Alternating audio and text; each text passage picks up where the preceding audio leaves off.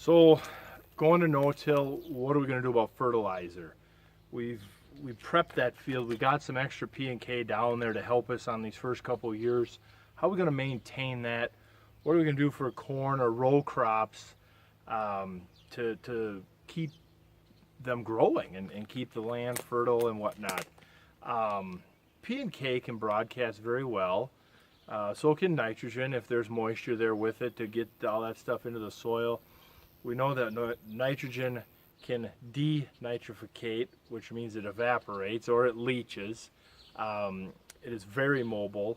Same with sulfur. Sulfur will race through the soil very quickly with water. P and K, they take forever to move through the soil profile and break down them little hard rock that they come in the form. So kind of think ahead, like, well, what are you going to do? Is liquid available to you where you can just use a simple coulter? I started with this simple Montag cart. It's made by Ag Systems out of southern Minnesota, and it just had a coulter, much like what we saw on Lance Peterson's thing, but not quite as much. It didn't have a gauge wheel. It didn't have a closing wheel. It was literally just a coulter with the fertilizer boot right behind it, and you just drove and it made a slot. The only improvement I would make to that would be some sort of drag chain or some old baler tines or some type of harrow to drag to kind of trickle some dirt in that trench.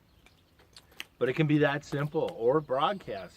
The problem with broadcasting is chances are we're going to no-till because of erosion. That is probably the leading drive of bringing people to no-till, is there's some sort of washing going on. You don't have to have massive washouts on the field to have water running off the field. Water running off the field with fertilizer in it, one, is a pollutant, and two, you just put all your fertilizer money towards the ocean instead of your crop. I don't know about you, but to me that does not make economic sense. I don't care about feeding algae in the ocean. I care about feeding my farm. And so I think a natural tendency with the no-till is to bring in coulter carts to get that fertilizer down there.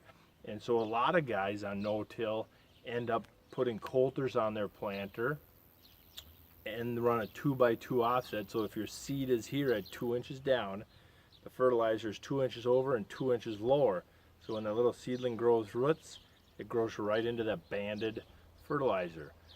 One, you're taking advantage of the efficiency of banding, and then two, you've done it in a pass already. You're out there planting, so let's drop some fertilizer at the same time.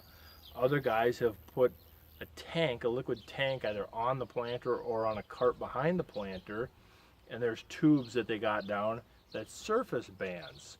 So the seeds here we're on the surface, and we just go 2 or 3 inches off to the side, and we're surface banding our liquid products, which is a tremendous way to do it as well. We can, with liquid products, you can dribble it on top of the soil next to the rows with the Y drops and tubes off your sprayers and side dressers and stuff like that.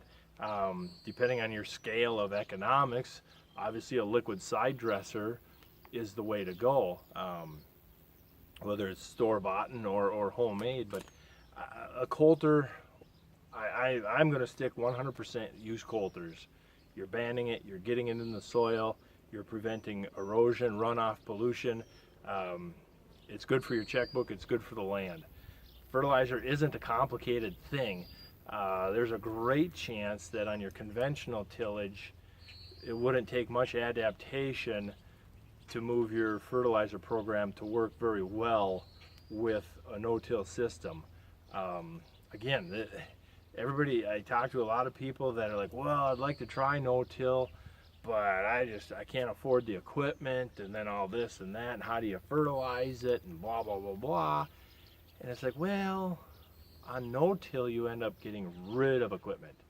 I can get rid of my DMI and my finishers and field cultivators and stuff like that and trade them in on a good quality side dressing rig and a good quality sprayer to really feed my crop and take care of my crop.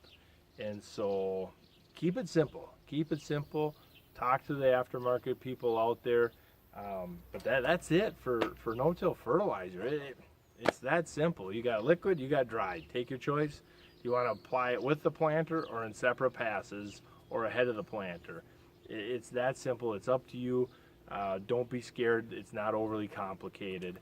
And there actually is a lot of benefits to going that route because the universities have 30 years of history showing that banded fertilizer you can use less to grow the same crop. Well, less fertilizer is less money out there to get the same money back. To me, that just makes economic sense. And so, all right,